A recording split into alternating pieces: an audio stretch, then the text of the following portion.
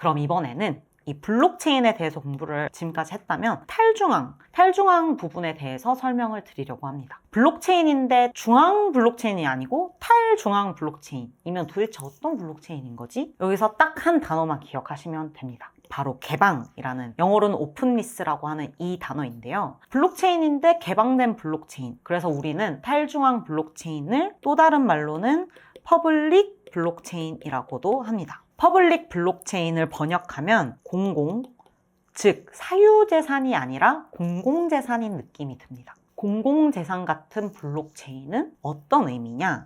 이 데이터베이스, 블록체인은 데이터베이스라고 말씀을 드렸죠. 데이터베이스가 개방되어 있어서 누구나 접근, 저장, 그리고 검증 가능한 것을 의미합니다.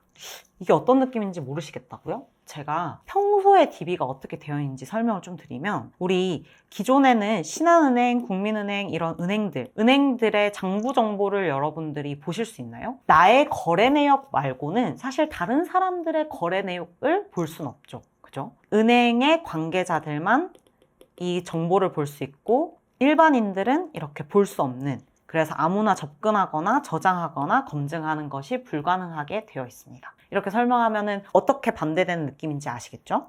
즉, 블록체인은 데이터의 저장 방식, 탈중앙은 개방되어 있는 여부를 의미한다고 생각하시면 되는데, 모두에게 개방된 그리고 순서대로 연결되어 있는 블록 형태의 DB가 바로 탈중앙 블록체인이라고 생각하시면 됩니다. 제가 해리포터 책 설명하면서 이 분산원장 또는 탈중앙 블록체인이 많은 정보를 대조를 해가지고 사실을 확인하는 원리라고 말씀을 드렸죠. 이 블록체인이 해리포터 책이라 생각하시면 이 컴퓨터에 블록체인을 저장한다는 것은 각자의 이렇게 서재에 책을 보관한 것과 비슷하다고 생각하시면 됩니다. 이 데이터를 각자의 컴퓨터에 모두 저장하고 보관하고 거래를 검증하는 것이 가능한 것이 바로 탈중앙 블록체인이라고 할 수 있습니다. 그로 인해서 우리는 중간자 없이 우리의 거래가 맞는지를 이 모두가 다 같이 정보를 대조함으로 인해서 현재 누가 얼마를 소유하고 있는지를 검증할 수 있습니다. 자, 그러면 분명 의문이 들 겁니다. 이 블록체인 DB, 이 DB 거래 기록들을 누가 왜 맞는지 확인하고 보관할까요? 해리포터 한국인 아닌 챌린지는 사람들이 일회성으로 재미로 하겠지만 이걸 실시간으로 계속 정보 대조를 모든 사람에게 하라고 하면 할까요? 여러분이라면 하시겠나요? 저는 안 할 것 같아요.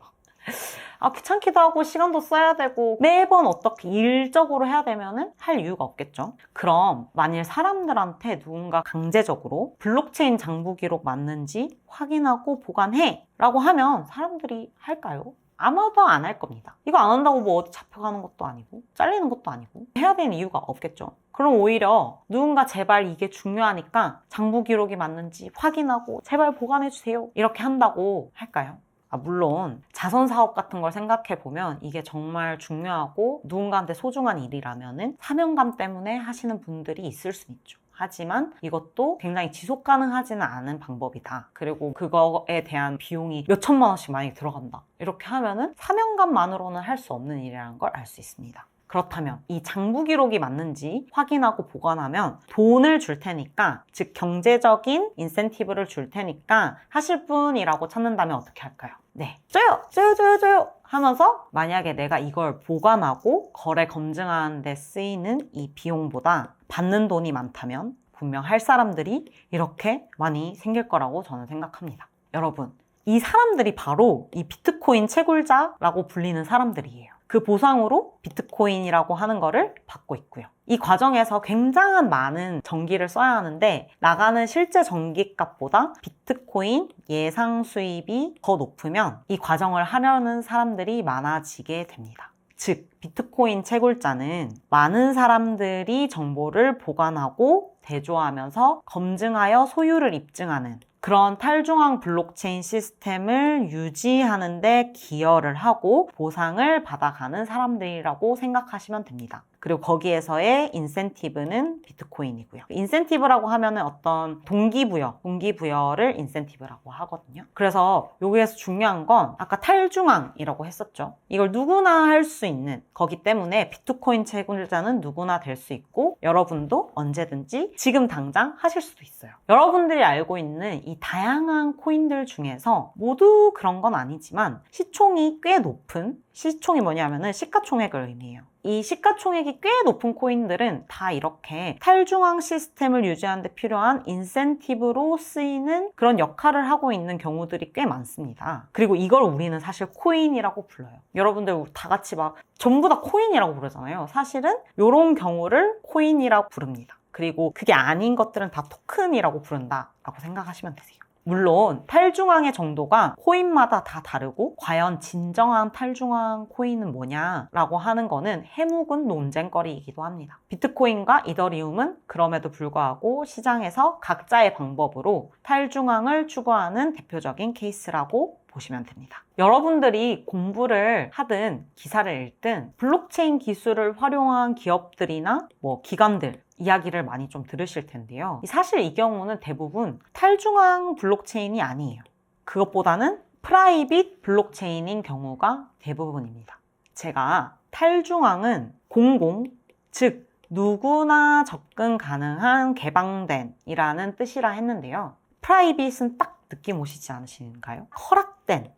허락된 주체들에게만 허용된 느낌이죠. 그래서 프라이빗 블록체인은 블록 형태의 DB가 순서대로 쭉 이어져 있는데 이 블록체인은 허락된 주체들만 보고 저장하고 검증하고 그럴 수 있는 거예요. 그래서 이럴 때는 생각해 보세요. 이 검증하고 저장하는 거를 그냥 두면 안 하니까 경제적인 동기부여를 주는 게 코인이라고 했었죠. 그래서 여기에서는 코인이 필요가 없습니다. 기업들이 필요에 의해 하는 것이라 스스로 돈을 들여서 이 DB를 저장할 것이기 때문인데요. 그리고 퍼블릭 블록체인이라고 하더라도 이 DB 저장과 검증에 참여하는 사람이 심지어 프라이빗보다도 없을 수 있으니 정말 조심하셔야 되세요.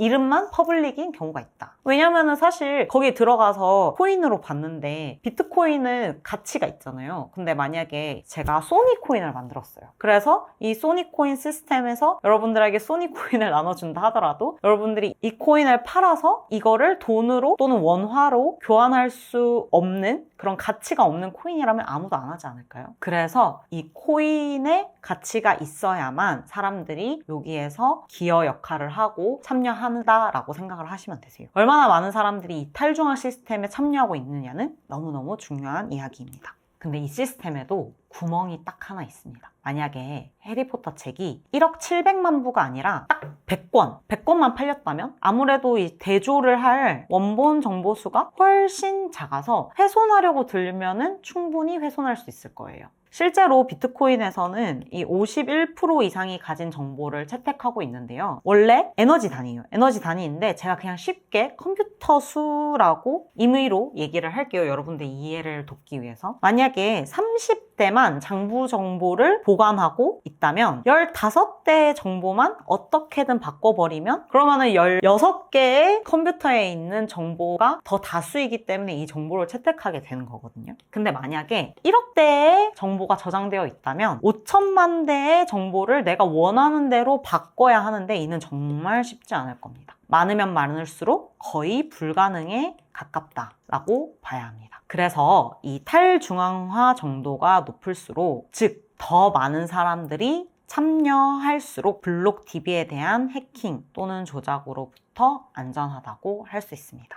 탈중앙화 정도가 높으면 DB는 이렇게 모두가 보고 있죠, 정보를. 그리고 개방되어 있어서 볼 수 있습니다. 볼 수는 있지만 아무도 쉽게 건드리지는 못합니다. 이를 제가 챗GPT를 한번 이용해 봤는데요. 이렇게 그림을 그려주더라고요. 너무 좋은 것 같아요. 어쨌든 은행이 갑자기 전쟁을 이유로 출금 정지를 하는 사건이 최근에 우크라이나 때 있었죠. 이런 것들이 기존의 중간자를 통한 소유를 증명하는 시스템에서는 가능했는데 탈중앙 블록체인 시스템에서는 이렇게 전체 정보를 볼 수는 있지만 장부를 훼손, 제가 그랬죠? 이전 블록의 정보를 바꾸는 것은 거의 불가능에 가깝다고. 그런 것들을 못하고 그 다음에 갑자기 멈추는 것도 불가능해요. 그렇기 때문에 전쟁이 일어나도 전 세계 다른 컴퓨터들이 데이터를 저장하고 또 검증하고 있다면 내가 가진 자산을 언제든 이동시킬 수 있게 됩니다. 사실 설명드린 내용들은 너무너무 새로운 이 개념을 조금이나마 쉽고 직관적으로 설명드리기 위해서 제가 굉장히 많은 부분을 생략하고 또 단순화하였습니다. 그냥 기초도 아니고 초초기초 라 이름을 붙일 정도로 입문자들을 위한 강의였기 때문에 아직까지도 여러분들이 의문점들이 많을 거라고 예상하는데요. 그래도 그 의문점들의 답을 찾으려고 지금부터 따로 공부를 하시더라도 오늘 제가 설명드린 이 설명이 공부하는 내용을 이해하는 데 분명 도움이 될 거라고 생각합니다.